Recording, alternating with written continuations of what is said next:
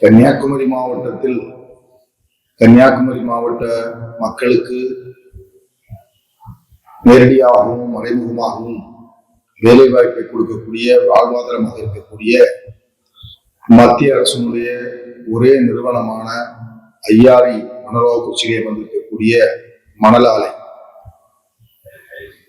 இது தகவலுடைய அடிப்படையிலே 1963ஆம் ஆண்டிலே துவங்கப்பட்டு இத்தனை ஆண்டுகள் மிக சிறப்பாக அந்த மணல் தாது பிரித்து எடுக்கின்ற அந்த பணியை மத்திய அரசு நிறுவனமானது சிறப்பாக நடைபெற்று வருகிறது. குமரி மாவட்டம் மட்டுமல்ல, இன்னும் பல்வேறு பகுதியில் இருக்கக்கூடிய மக்களுக்கு நல்ல வேலைவாய்ப்பை கொடுக்கக்கூடிய ஒரு நிறுவனம். சமீப காலமாக கன்னியாகுமரி மாவட்டத்தில் அரசியல் லாபத்திற்காக, குறிப்பாக காங்கிரஸ் கட்சி, திராவிட முன்னேற்ற கழகம், இடதுசாரிகள் போன்ற அரசியல் கட்சிகள் எல்லாம் குமரி மாவட்டத்திற்கு மத்திய அரசு கொடுக்குகின்ற நல்ல பல அருமையான திட்டங்களை எல்லாம் தடுப்பதாகத்தான் இன்றைக்கு அரசியல் செய்து கொண்டிருக்கிறார்.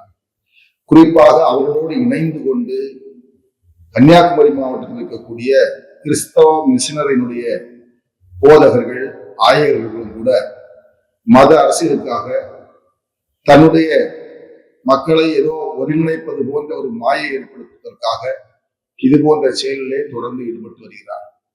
இன்றைக்கு மணலாக்குறிச்சி மணல் ஆலையை பொறுத்த மட்டிலே அங்கு அதனுடைய அந்த மணல் ஆலை பக்கத்திலும் அதனுடைய சுற்றுப்பகுதிகளிலும் மணல்களிலிருந்து நாம் எப்படி ஒரு வீடு கட்டுவதற்காக மணலை அரிக்கிறோமோ அது போன்று மணல் இயந்திரங்கள் மூலமாக அரிக்கப்பட்டு அது காந்த சக்தி மூலமாக அது தாது மட்டும்தான் பிரித்து எடுத்து வெளியே அனுப்பப்படுகிறதை கூடிய வேறு எந்த விதமான கெமிக்கல் பயன்பாடுகளோ மற்ற பயன்பாடுகளோ இருந்ததில்லை.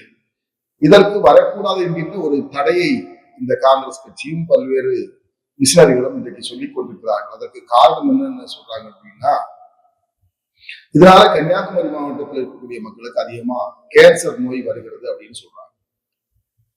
ஒரு ஆய்வை எடுத்துக்கொள்ளட்டும். அவர்கள் அந்த மணல் ஆலையில் பணியாற்றுகின்ற இத்தனை ஆண்டுகள்ல பல்லாயிரக்கணக்கானவர்கள் பணியாற்றி இருப்பாங்க. அவங்கள எத்தனை பேருக்கு இந்த கேன்சர் நோய் பாதிக்கப்பட்டிருக்கிறது, அல்லது மணலாக்குறிச்சி அல்லது அதை சுற்றி இருக்கக்கூடிய பல கிராமங்கள் இருக்கிறது, அந்த கிராமத்தில் இருக்கக்கூடிய மக்களுக்கு இதன் மூலமாக நோய் பாதிக்கப்பட்டிருக்கிறார்கள் என்ற ஏதாவது ஒரு ஆய்வறிக்கை சொல்கிறதா? அப்படி என்று சொன்னால் இல்லை என்பதுதான் ஒரு தெளிவான உண்மை. ஆனால் கன்னியாகுமரி மாவட்டத்தை கிறிஸ்தவ மிஷனரிகள் கையிலே வைத்துக் கொண்டு இன்றைக்கு புதிதாக இது போன்ற சில செயல் திட்டங்களை செய்கின்றார். மணல் ஆலையை பொறுத்த மட்டும் மத்திய அரசுடைய ஒரே நிறுவனம் கன்னியாகுமரி மாவட்டத்தில் இருக்கக்கூடிய இளைஞர்களுக்கும் நேரடியாகவோ மறைமுகமாகவோ நல்ல வேலை வாய்ப்பு கொடுக்கக்கூடிய ஒரு நிறுவனம்.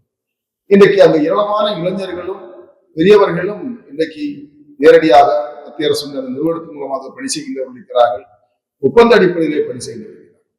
அதே போன்று பக்கத்தில் இருக்கக்கூடிய அந்த லேண்ட் சொத்தினுடைய அந்த மணலை கொடுத்து அதற்காக வரக்கூடிய ஒரு உதவிகள் அவர்களுக்கு சுற்றுவட்டார மக்களுக்கு இருந்து கொண்டிருக்கிறது.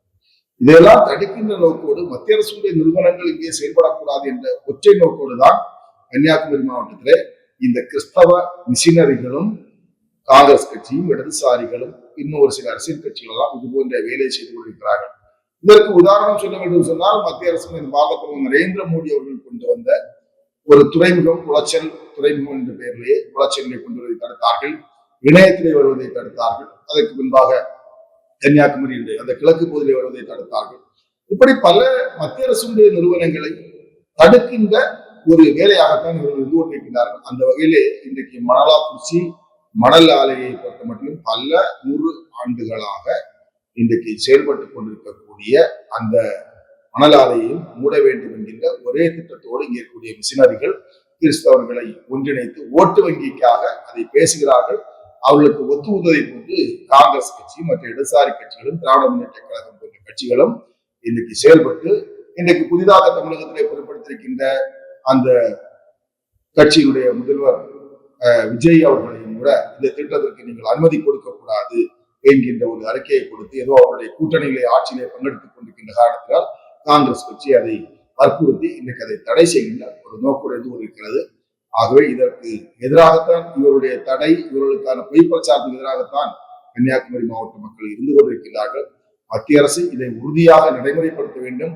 தமிழகத்திலே புதிதாக பிறப்பித்துக் கொண்டிருக்கின்ற இந்த மாண்புமிகு தமிழகத்தின் முதலமைச்சர் விஜய் அவர்களும் இந்த மாவட்ட மக்களுடைய நலன் கருதி ஒரு மத்திய அரசுடைய நிறுவனம் தொடர்ந்து நடைபெறுவதற்கான ஒரு நடவடிக்கை எடுக்க வேண்டும் என்பதுதான் கன்னியாகுமரி மாவட்ட கிழக்கு மாவட்ட பாரதிய ஜனதா கட்சியுடைய சார்பாக என்னுடைய வேண்டுகோளை வைத்துக் கொள்கிறேன். இன்னும் ஒரு விஷயத்தை இவர்கள் சொல்லுகிறார்கள், ஒரு பொய் பரப்புரையை செய்கிறார்கள். என்ன அப்படின்னு சொன்னா, அந்த தாது மணல் எடுப்பதற்கு அந்த மணல் ஆலையினுடைய பக்கத்தில் இருக்கக்கூடிய நிலங்கள், தனியார் நிலங்களிலிருந்து அந்த மணலை அவர்கள் எடுப்பதற்கான ஒரு ஒப்பந்தத்தை செய்து அதற்கான நிதி அவர்களுக்கு கொடுத்து அந்த மணலை எடுக்கின்ற பொழுது அந்த மணலிலிருந்து அந்த தாது பிரித்து எடுத்த பின்பாக அந்த நிலத்திலே எந்த விதமான விவசாயமும் செய்ய முடியாது அப்படிங்கிற ஒரு பொய்யான பரப்புரை செய்தார்.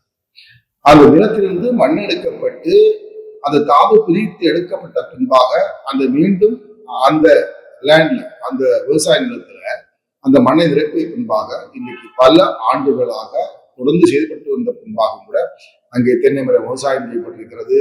மற்ற சிறிய சிறிய காய்கறிகளுடைய விஷயங்கள் செய்யப்பட்டிருக்கிறது.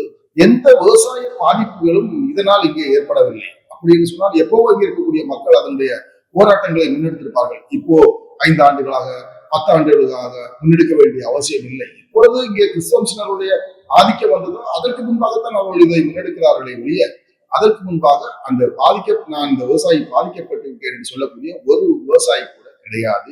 இது ஒரு தவறான பொய் பரப்பு. அதே போன்று மணலாக்குறிச்சி மணல் ஆலை மூலமாக அந்த மத்திய அரசுடைய அந்த கம்பெனிக்கான CSR ஃபண்ட் அப்படின்னு நிதி ஒவ்வொரு ஆண்டிலும் அவர்கள் இத்தகைய நிதிகளை சில சமுதாய பணிக்காக பயன்படுத்த வேண்டும். இதுக்கு இது போன்ற பல அந்த லிமிடெட் கம்பெனிகள் எல்லாம் இந்த மாதிரி CSR ஃபண்ட் இருக்கு.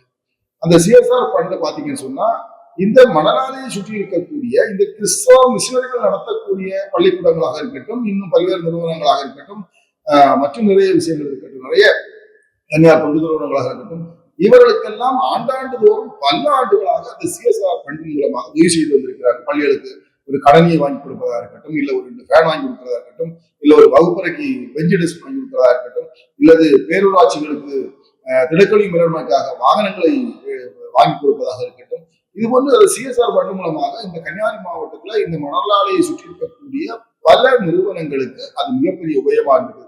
இதையெல்லாம் பயன்படுத்தி கொண்டுதான் இன்றைக்கு இந்த கிறிஸ்தவ மிஷனரிகள் அவருடைய மத கண்ணோட்டத்துல இன்றைக்கு அதை எதிர்த்து கொண்டிருக்கிறார்.